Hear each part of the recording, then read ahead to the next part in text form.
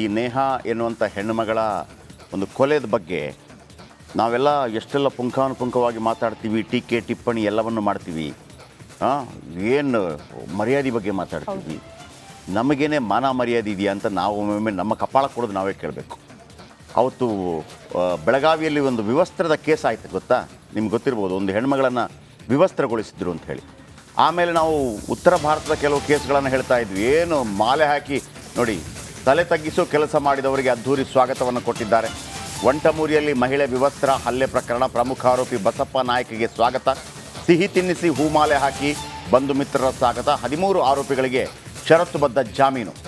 ನಾಚಿಕೆ ಆಗಬೇಕು, ಇದಕ್ಕೆ ಇಡೀ ಕರ್ನಾಟಕಕ್ಕೆ ನಾಚಿಕೆ ಆಗಬೇಕು. ಆತನಿಗೆ ಹೂಹಾರ ಹಾಕೋದಲ್ಲ, ಆತನಿಗೆ ಚಪ್ಪಲಿ ಹಾರ ಹಾಕಬೇಕಾಗಿತ್ತು.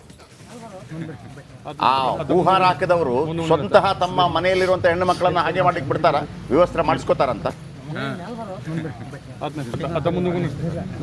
ನಾವು ಉತ್ತರ ಭಾರತದಲ್ಲಿ ಯಾವುದೋ ಒಂದು ಕಡೆ ಏನು ಇದು ಮಾಡಿದ್ರಂತೆ, ಆರೋಪಿ ರೇಪ್ ಆರೋಪಿಗಳಿಗೆ ಹೂಹಾರ ಹಾಕಿದ್ರಂತೆ ಅಂತ ಹೇಳಿದಾಗ ನಾವು ಇಲ್ಲಿ ಕೋಪ ಬರ್ತಾ ಇತ್ತು ನಮಗೆ.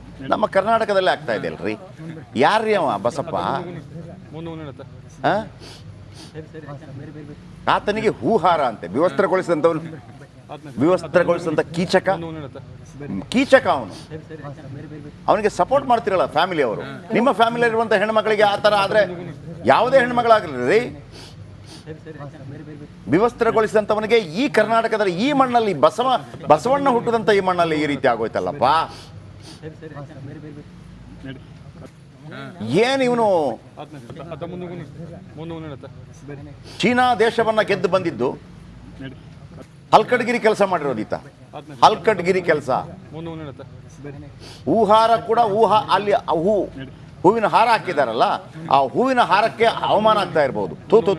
ತೂ ಯಾವ ಕಿರಾತಕನ, ಯಾವ ಕೀಚಕನ ಕೊರಳಿಗೆ ನಾನು ಬಿದ್ದೆ. ಇದಕ್ಕಾಗಿ ಅದು ಇವತ್ತು ಆತ್ಮಹತ್ಯೆ ಮಾಡ್ಕೊಂಡಿರುತ್ತೆ ಹೂಗಳೆಲ್ಲ.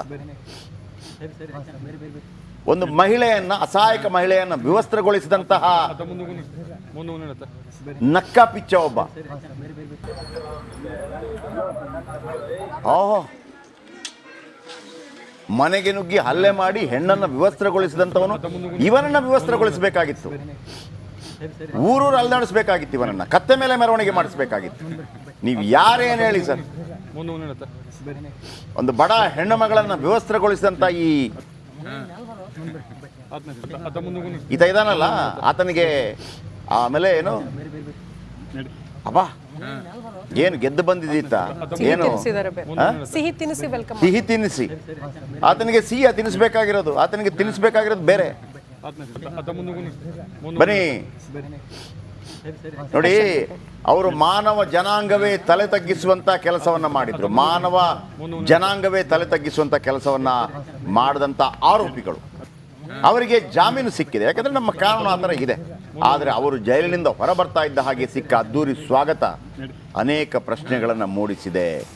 ಇದರ ಬಗ್ಗೆ ಪ್ರತಿಯೊಬ್ಬರು ಕೂಡ ಈಗ ಬರೋದಿಲ್ಲ, ಯಾರು ಕೂಡ BJP, ಕಾಂಗ್ರೆಸ್, JDS ಅಂತೇಳಿ. ಈಗ ಅವನು